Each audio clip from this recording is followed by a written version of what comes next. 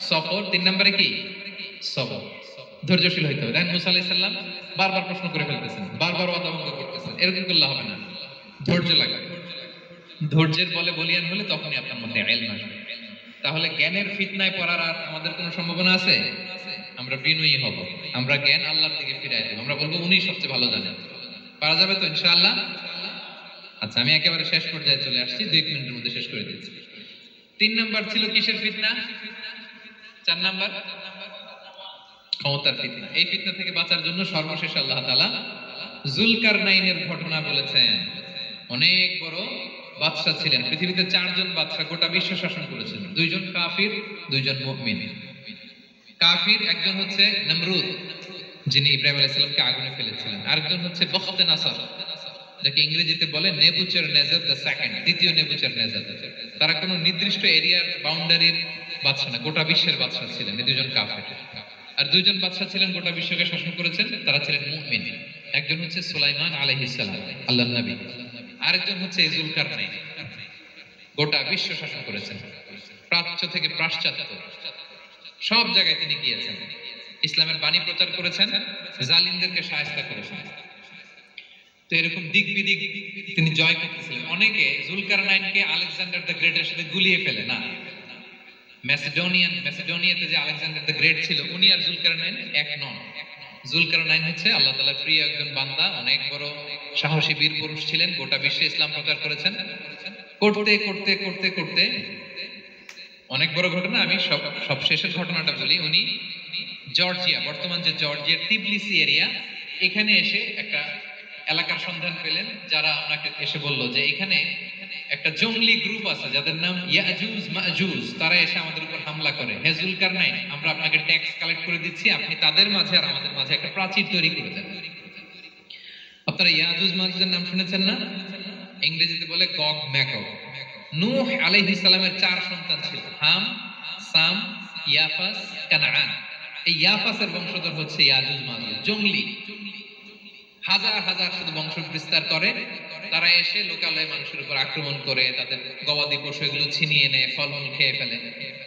তো যুলকারনাইন বাদশার কাছে যখন বিচার দেওয়া হলো, উনি বললেন ঠিক আছে, তোমাদের ট্যাক্স দেয়া লাগবে না, তোমরা শারীরিক পরিশ্রম করে আমাকে সাহায্য করো। তো উনি বর্তমানে হচ্ছে এক পাশে কৃষ্ণ সাগর, ব্ল্যাক সি, আরেকদিকে কাস্পিয়ান হ্রদ বা কাস্পিয়ান সাগর, এর মাঝখানে 1200 কিলোমিটার লম্বা মাউন্টেন রেঞ্জ, পাহাড়ি এরিয়া, আপনারা গুগলে দেখবেন।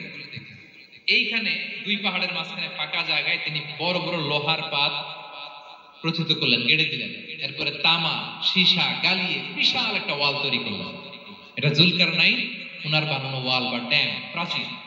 এখন আর ইয়াজুজ মাজুজ আসতে পারে না, ওরা আর আসতে পারে না। ওরা প্রতিদিন এটা ভাঙার চেষ্টা করে, কিন্তু ভাঙতে ভাঙতে আরেকটু ভাঙলেই ভেঙে যাবে।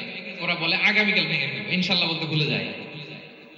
এজন্য এরপরের দিন এসে দেখে আবার এটা আগের মতো হয়ে আসছে। কিয়ামতের আগ দিয়ে ওদের মধ্যে এই ইনশাআল্লাহর প্রেরণা আসবে। তাদের একজন বলে উঠবে, আগামীকাল ইনশাআল্লাহ আমরা এটা ভেঙে খান খান করে দেব, ঠিকই ভেঙে ফেলবে। তখন তারা ভেঙে চুরে কুটি কুটি ইয়াজুজ মাজুজের দল এসে হামলে করবে। সামনে পড়বে তাবারিয়া সাগর, একদল এসে তাবারিয়া সাগর এমন ভাবে খাবে, এই দল যাওয়ার পরে আরেক দল এসে এখানে যে সাগরে যে পানি ছিল এটা কল্পনাই করতে হবে। তারা পৃথিবীতে ফিতনা ফাসাদ করবে। ঈসা আলাইহিস সালাম তখন আসবেন, দোয়া করবে আল্লাহ তাআলার কাছে মুমিনরা, একটা মহামারী দিবে আল্লাহ তাআলা ইয়াজুজ মাজুজের মধ্যে, ওরা মরে যাবে সব। এরপর বিশাল এক পাখি এসে তাদেরকে আল্লাহর মর্জি মাফিক এমন এক জায়গায় ফেলে আসবে, কেউ জানবে না।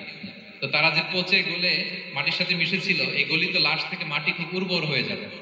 এরপর আল্লাহ তাআলা পৃথিবীর মধ্যে বারাকা দিবেন, কিছু রোপণ করলে তাড়াতাড়ি ফুলে ফেপে বড় বড় ফলমূল হচ্ছে। তো এটা কিয়ামতের আলামতের অন্য কোনো আলোচনায় হয়তো আমরা বলবো।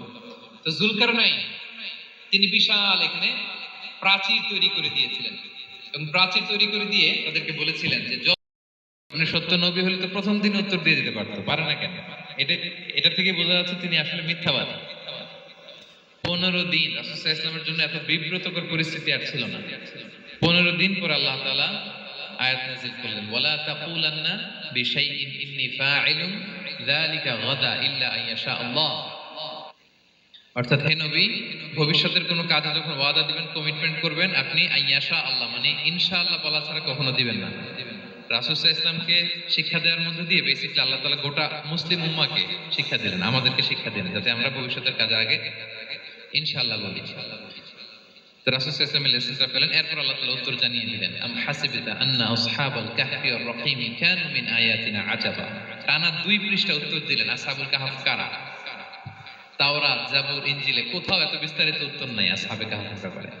আল্লাহ তাআলা আল কাহাফ, সূরাতুল কাহাফ নামে গুহাবাসীদের নামে একটা সূরা দিলেন, বিস্তারিত 2 পৃষ্ঠায় বর্ণনা করলেন তারা কারা। কুরাইশ তো তাআজ্জুব বনে গেল, ঘটনা কি, মুহাম্মদের উত্তর কিভাবে জানলো? সে তো কারো কাছে পড়ে নাই, লেখে নাই, এই দেশের বাইরেও কোথাও যায় নাই। দ্বিতীয় প্রশ্ন ছিল যুলকারনাইনকে আল্লাহ আয়াত নাযিল করলেন, ওয়াসআলুনাকা আন যিল কারনাইন কুল সাআতলু আলাইকুম মিনহু যিকরা। টানা আল্লাহ তাআলা প্রায় 1.5 পৃষ্ঠা, 1 পৃষ্ঠারও বেশি যুলকারনাইনের ঘটনা শোনালেন। আর রূহের কথা শোনালেন সূরা আল ইসরাতে, ওয়াসআলুনাকা আনির রূহ কুলির রূহু মিন আমরি রাব্বি ওমা উতিতুম মিনাল ইলমি ইল্লা কালিলা। রূহ এটা আল্লাহর স্পেশাল একটা অর্ডার, আল্লাহর আদেশে এটা ঢুকে আল্লাহর আদেশে বের হয়। এটা কেউ ছুঁতে পারে না, ধরতে পারে না, দেখতে পারে না, এটা আল্লাহর পক্ষ থেকে একটা মিরাকেল। 3টা প্রশ্নের উত্তর যখন আল্লাহ তাআলা দিয়ে দিলেন, রাসূল সাল্লাল্লাহু আলাইহি ওয়াসাল্লাম তাদেরকে সাবলীল ভাষায় শুনিয়ে দিলেন, তারা অবাক হয়ে গেল। এইটা হচ্ছে সূরাতুল কাহাফ নাজিল হওয়ার প্রেক্ষাপট। এরকম একটা সিচুয়েশনে নবুয়তির 5ম বছরে আল্লাহ তাআলা এই সূরাটা নাজিল করেছেন। এই সূরার কিছু ফজিলত আছে। রাসূল সাল্লাল্লাহু আলাইহি ওয়াসাল্লাম জুমার দিনে এই সূরাটা আমাদেরকে তেলাওয়াত করতে বলেছেন। আপনারা তেলাওয়াত করেন তো? সূরা কাহাফ যদি জেনে না থাকেন আজকে থেকে করবেন। রাসূল সাল্লাল্লাহু আলাইহি ওয়াসাল্লাম বলেছেন যে জুমার দিনে যে এই সূরা কাহাফ তেলাওয়াত করবে, মান ক্বারাআ সূরাতাল কাহফি ফি ইয়াউমিল জুমআতি আদাআ লাহু মিনান নূরি মা বাইনাল জুমআতাইন। 2 জুমার মাঝখানে আল্লাহ তাআলা এই জুমার সময়টাকে তার জন্য আলোকিত করে দেয়।